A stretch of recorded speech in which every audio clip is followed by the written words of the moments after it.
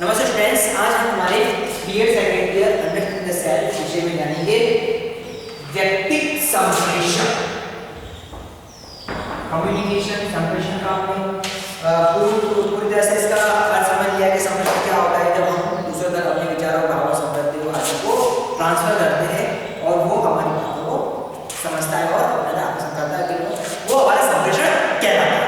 तो ये हमने पूरा सिद्धांत लिया, संप्रेषण का अर्थ, इसकी परिभाषा, इसके जो प्रकार वगैरह होता है हमने सारा लिया। आज हम जानेंगे व्यक्तिक संप्रेषण कि व्यक्तिक संप्रेषण क्या होता है, जिसको हम बोलते हैं इंडिविजुअल कम्युनिकेशन। जैसा कि नाम से पता चलता है इंडिविजुअल यानी कि व्यक्ति, यानी प्रत्येक व्यक्ति का एक तरह से अलग संप्रेषण। जब हम किसी बात को किसी को समझाते या बताते उसको अलग से, तो वो हमारे व्यक्तिक संप्रेषण में जाएगा, जिसके अंदर हम देखते हैं कि एक विद्यालय के अंदर बालक होता है, ठीक है।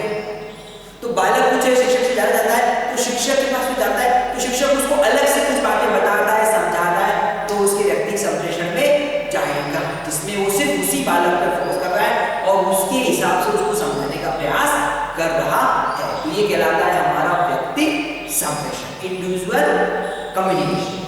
तो व्यक्तिक संप्रेषण के संदर्भ में क्वेश्चन है, लिखिएगा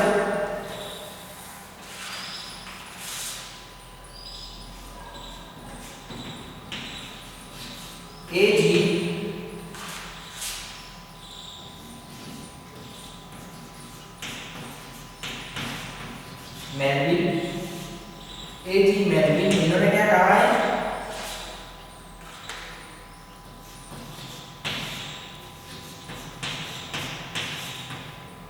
विचारों का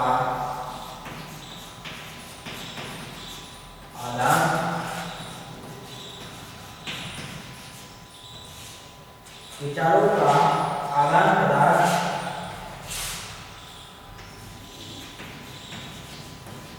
अथवा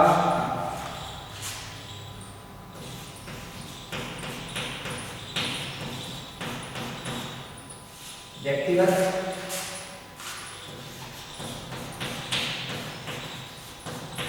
वार्तालाप द्वारा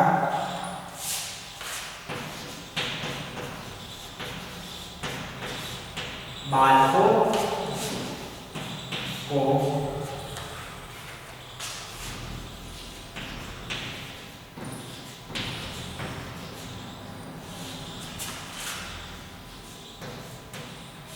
अध्ययन में सहायता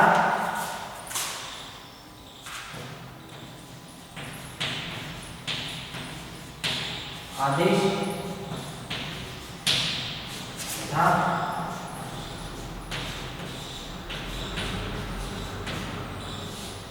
निर्देश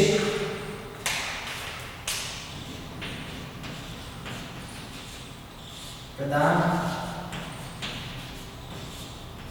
करने के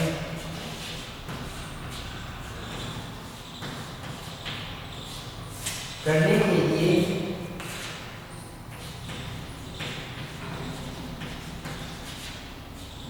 शिक्षक का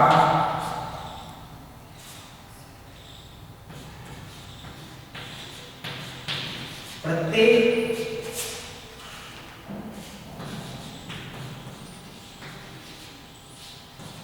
बालक से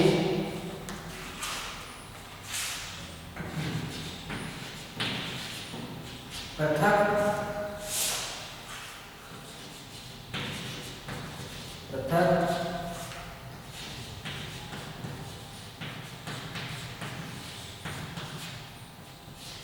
साक्षात्कार करना। अब ये हमें क्वेश्चन दे रही है व्यक्तिक संप्रेषण के संदर्भ में। एजी मेलविन ने उन्होंने क्या कहा है इस संदर्भ में कि व्यक्तिक संप्रेषण होता है, क्या बोल रहा है, विचारों का आदान प्रदान, जहां पर जो विचारों का आदान प्रदान होता है अथवा व्यक्तिगत वार्तालाप द्वारा बालकों को अध्ययन में सहायता, उनकी हेल्प करना, उनको आदेश देना, उनको निर्देश देना प्रदान करने के लिए शिक्षक का प्रत्येक बालक से पृथक साक्षात्कार करना।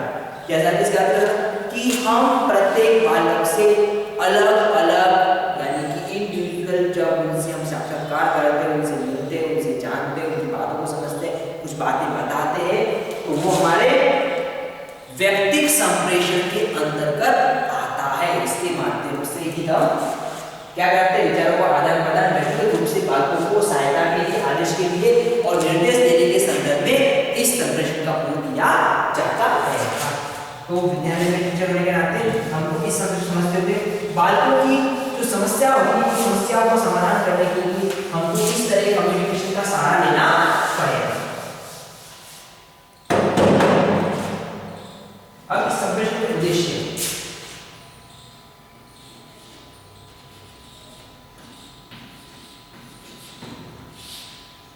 इस संप्रेषण की क्या क्या एम से क्या क्या उद्देश्य है, इसको समझ लेते हैं। पहला है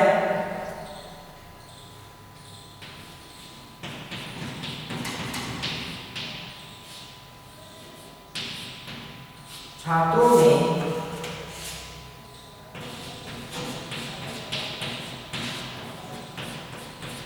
व्यक्तिगत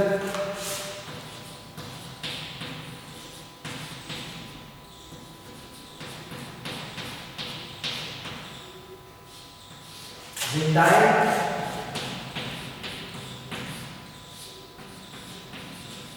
होती है।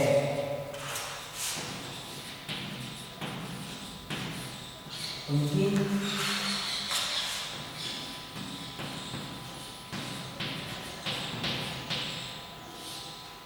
रुचियों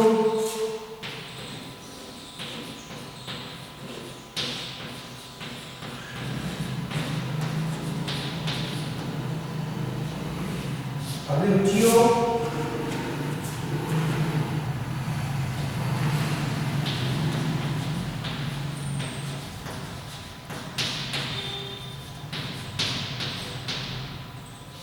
आवश्यकताओं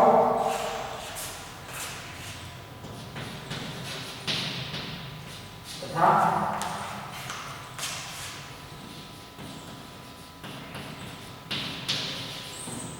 मानसिक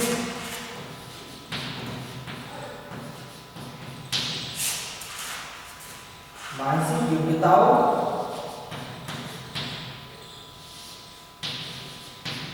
को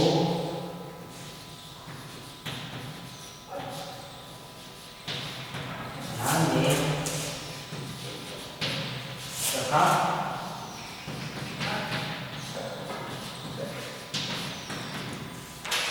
जाता है। तो इसका ये पहला उद्देश्य क्या बोल रहा है, छात्रों में व्यक्तिगत विविधता होती है। तो बहुत से छात्र होने का होती है, अलग अलग विविधता होती है, प्रत्येक बालक एक समान नहीं होता, वो अपनी विविधता को लिए हुई होता है। और कक्षा इसमें हमको ऐसे तरह बालकों को मिलते हैं, तो उनकी रुचियों रुचि अलग होती है, अभिरुचि अलग होती है, उनकी आवश्यकता अलग होती है और उनकी मानसिकता अलग होती है। तो इन बातों को ध्यान रखते हैं, उनकी रुचियों, अभिरुचियों, आवश्यकताओं, मानसिक योग्यताओं, इनको ध्यान रखकर उनको क्या किया जाता है, हमेशा संप्रेषण किया जाता है, व्यक्तिगत तौर पर संप्रेषण किया जाता है। तो इस तरीके से इस तरह के बातों को ध्यान रखते हुए व्यक्ति संप्रेषण की हमको आवश्यकता पड़ती है। इसका पहला उद्देश्य ये होता है। सेकंड उद्देश्य है इसका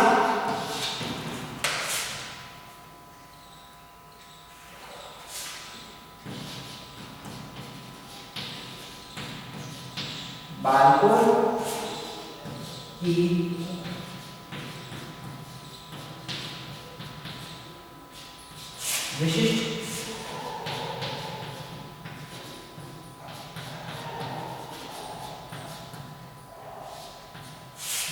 की विशिष्ट योग्यताओं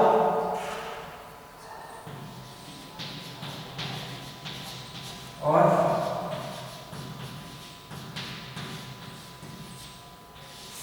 व्यक्तित्व का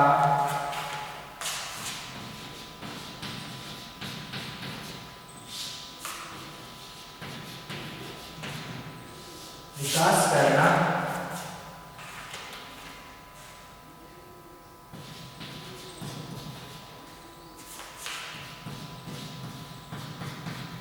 व्यक्तिगत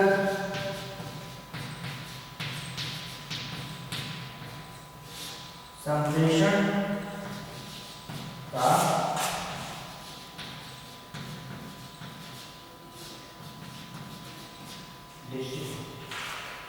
इसका दूसरी बात क्या कही है, बालकों की विशिष्ट योग्यताओं और व्यक्तित्व का विकास करना। उनकी जो विशिष्ट योग्यता होती है और जो उनकी पर्सनैलिटी होती है उनका विकास करना है संप्रेषण आता है। इसके माध्यम से हम बच्चों से संप्रेषण करेंगे, बच्चों से साक्षात्कार करेंगे, उनके रुचि अभिरुचियों को, आवश्यकताओं को ध्यान रखकर, उनकी मानसिकता को समझकर हम उनको जो भी बताते हैं उससे हम क्या करते हैं, बालकों की विशिष्ट योग्यता व्यक्तित्व का डेवलप करेंगे, उसका विकास करेंगे।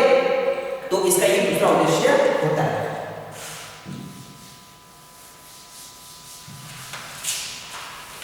इसके बाद इसका जो तीसरा उद्देश्य है,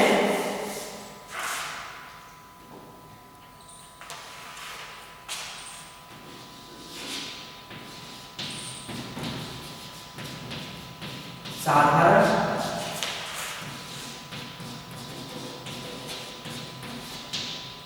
बालकों के लिए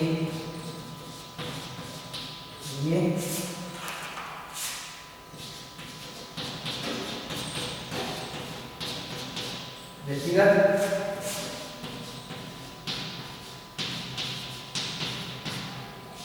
संप्रेषण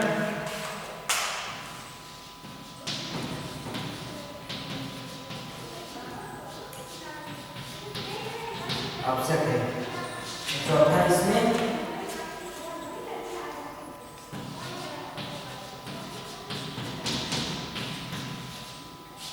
व्यक्तिगत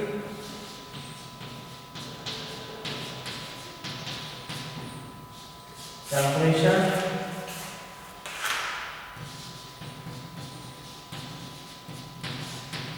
बालकों को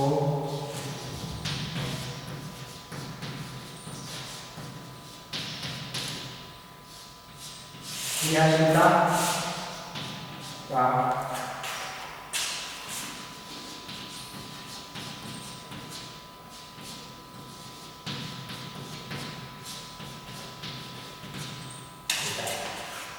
तीसरी जो बात है इस क्वेश्चन की आती है, साधारण बालकों के लिए व्यक्तिगत संप्रेषण आवश्यक है। जो जनरली जो चाइल्ड होते हैं, सामान्य बालक होते हैं, साधारण बालक होते हैं, ऐसे बालकों को अगर व्यक्तिगत संप्रेषण माध्यम से जो उनकी कमियां होती हैं या उनकी समस्या होती है उसके माध्यम से उसके सॉल्यूशन समाधान के लिए कार्य कर सकते हैं। और अगला है व्यक्तिगत संप्रेषण बालकों को क्रियाशीलता का अवसर देता है। व्यक्तिगत संप्रेषण से जैसे क्या होता है, क्लास में बालक क्रियाशील लगभग बैठ गए, पता नहीं था हमको, क्योंकि बहुत सारे बालक होते हैं, लेकिन व्यक्तिगत संप्रेषण में बच्चा अपने सामने होता है, इंडिविजुअल होता है, हम उसी से कुछ बातें कर रहे होते हैं, उसको समझा रहे होते हैं, तो उसकी जो एक्टिवनेस है वहाँ पर बनी हुई रहती है और क्रियाशीलता उसको रहेगी। तो ये बातें इस उद्देश्य जो व्यक्तिगत संप्रेषण के अंदर आता है। अब इसके बाद हम व्यक्तिगत संप्रेषण के गुणों को समझ लेते हैं, कौन कौन से इसके गुण हैं।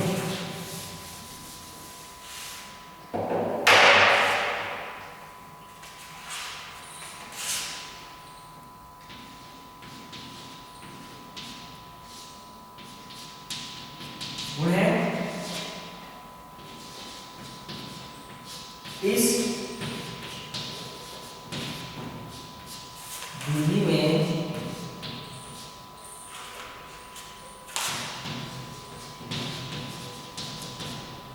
शिक्षा का केंद्र बालक का है,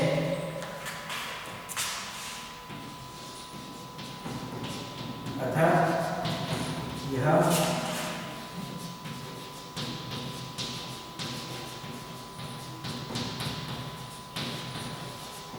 मनोवैज्ञानिक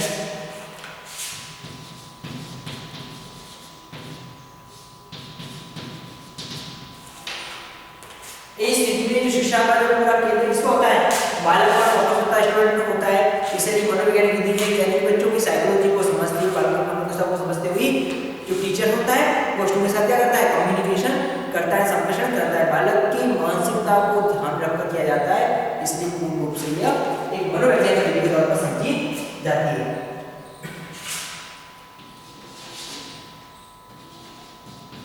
इस विधि में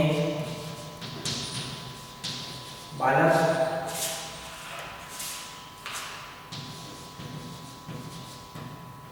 स्वयं करना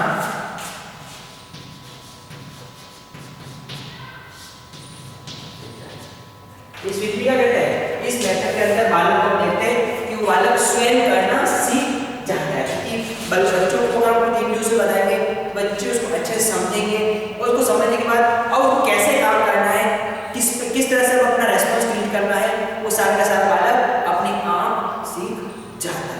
तो इसका एक बेनिफिट ये मिलता है।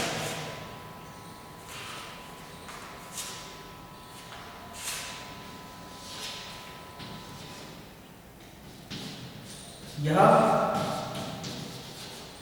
विधि बालक को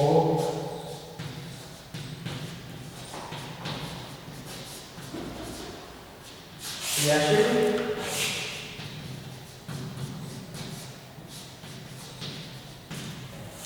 यह विधि ये मेथड बालक को क्रियाशील बनाती है, उसकी एक्टिवनेस को बनाए रखती है। हम देखते हैं कि इस विधि के माध्यम से बालक की जो एक्टिवनेस है वहां पर बनी हुई रहती है क्योंकि बच्चा सामने टीचर्स के रहता है। अगला है यहाँ पर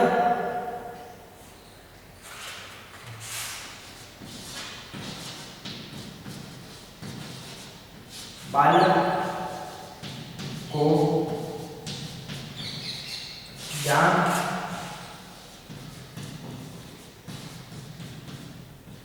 अधिक करने के लिए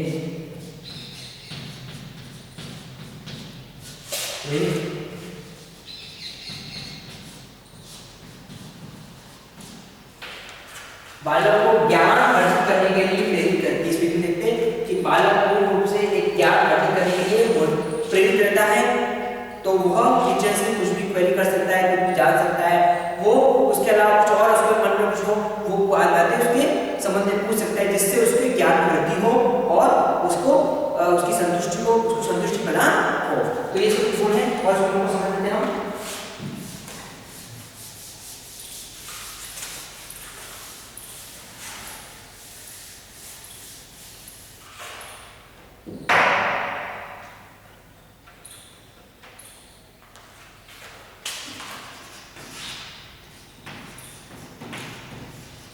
शिक्षक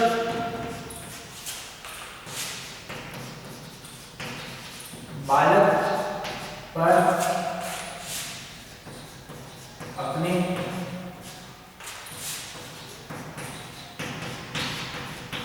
व्यक्तित्व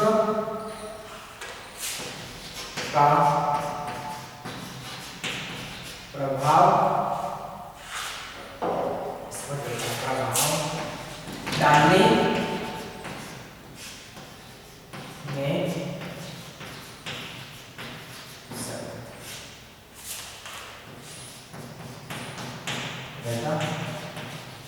हम देखते हैं शिक्षक बालक पर अपने व्यक्तित्व का जो प्रभाव है वो डालने में समर्थ रहता है क्योंकि इस दौरान शिक्षक का जो व्यक्तित्व है वो बालक पर पूरी तरह से प्रभावित होने के चांसेस बने रहते हैं।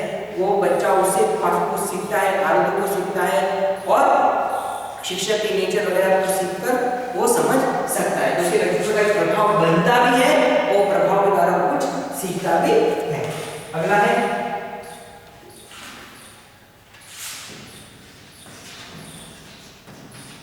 यह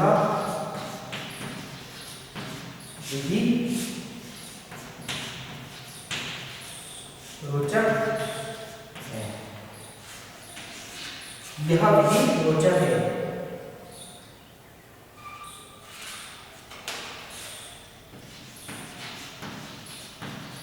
सीखना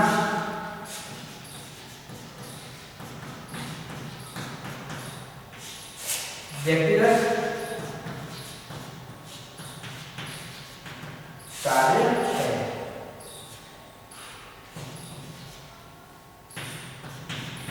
यह विधि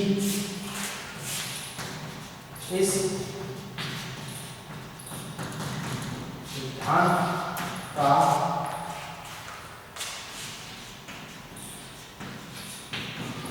समर्थन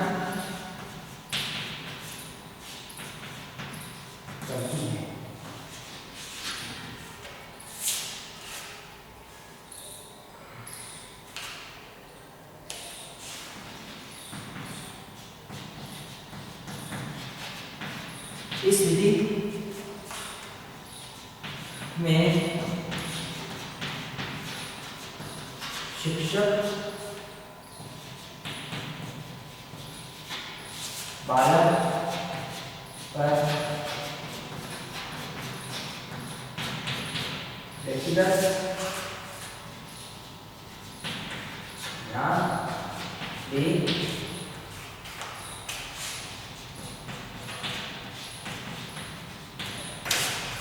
जैसे कि यह विधि रोचक है, इंटरेस्टिंग है, क्योंकि इसमें टीचर स्टूडेंट आपस में आमने सामने रहते हैं, तो इनमें रोचकता बनी हुई रहती है, स्टूडेंट के अंदर रोचकता रहती है, कुछ जान सकते हैं। सिंपल सी बात है, सीखना व्यक्तिगत कार्य है, सीखना अपना व्यक्तिगत, हर व्यक्ति अपने आप में कुछ सीखना चाहता है, इसलिए प्रश्न निकालते हैं।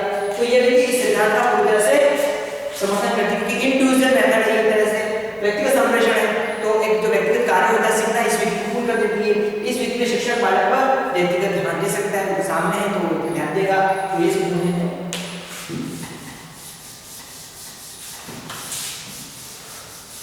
अगला है इसमें इसका गुण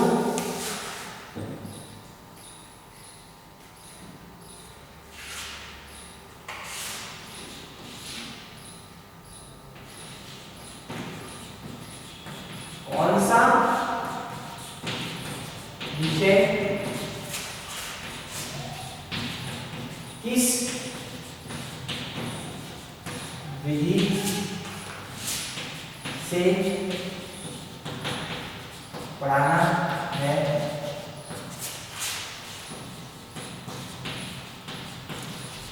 शिक्षक जान सकता है। अगला है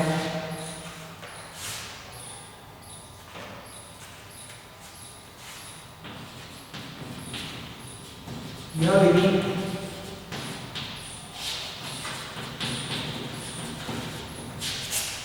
बालक की प्रकृति अनुसार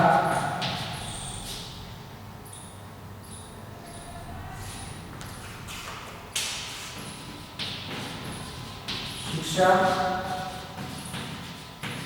देने की व्यवस्था करती है।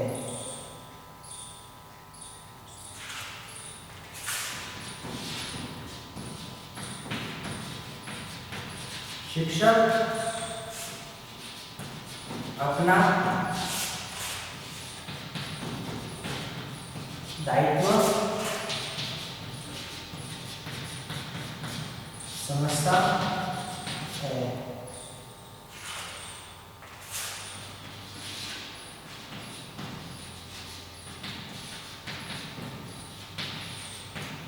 सभी बालकों के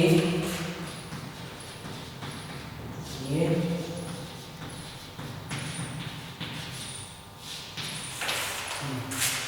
तो कौन सा विषय किस विधि से पढ़ाना है, व्यक्तिगत संप्रेषण से टीचर को पता चलता है कि हम किस विधि से कौन सा विषय पढ़ाएंगे, तो ये इसका ज्ञान शिक्षक को हो जाता है, वो जान सकता है कि बच्चों को हम किस विषय को कैसे पढ़ाते हैं। यह विधि बालक की प्रकृति के अनुसार शिक्षा व्यवस्था करती है, बालक के नेचर को ध्यान रखते हुए, बालक की प्रकृति को ध्यान रखते हुए उसको शिक्षा देने की व्यवस्था इस विधि के माध्यम से होती है। शिक्षक अपना दायित्व समझता है, अपनी रेस्पॉन्सिबिलिटी को टीचर अच्छे से समझता है, क्योंकि बच्चे को इंडिविजुअल ध्यान देता है, उसको परिश्रम अधिक करना पड़ता है, तो उसी के अनुसार वो तैयार रहता है कि मुझे उस बच्चे को कैसे और किस तरीके से समझाना है।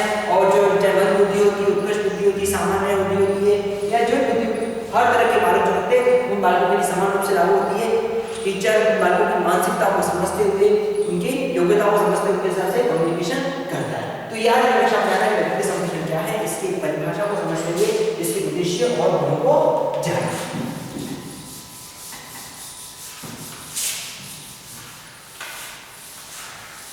इसी के संदर्भ में आप लोगों का आज का असाइनमेंट है,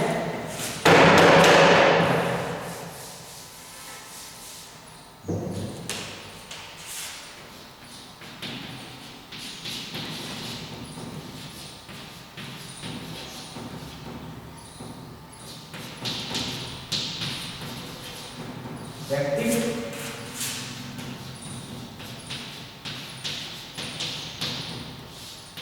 के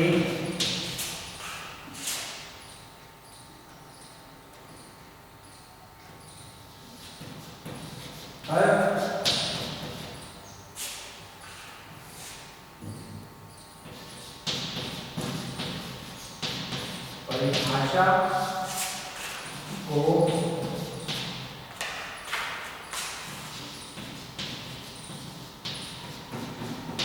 समझाते हुए उद्देश्य को स्पष्ट व्यक्ति संरक्षण क्या है, उसके मीनिंग, उसकी डेफिनेशन और पर समझाते हुए उसके जो जो एम से उद्देश्य इसके बारे में आपको ऊपर करना है। स्टूडेंट्स कौन समझ कर रहा है, इस समय आपको सावधानी सतर्क रखनी है। ऊपर हमेशा मास्क का प्रयोग करें तभी घर से बाहर निकले और अधिक भीड़ भाड़ वाली जगह से बचे, क्योंकि इसी सावधानी और सतर्कता से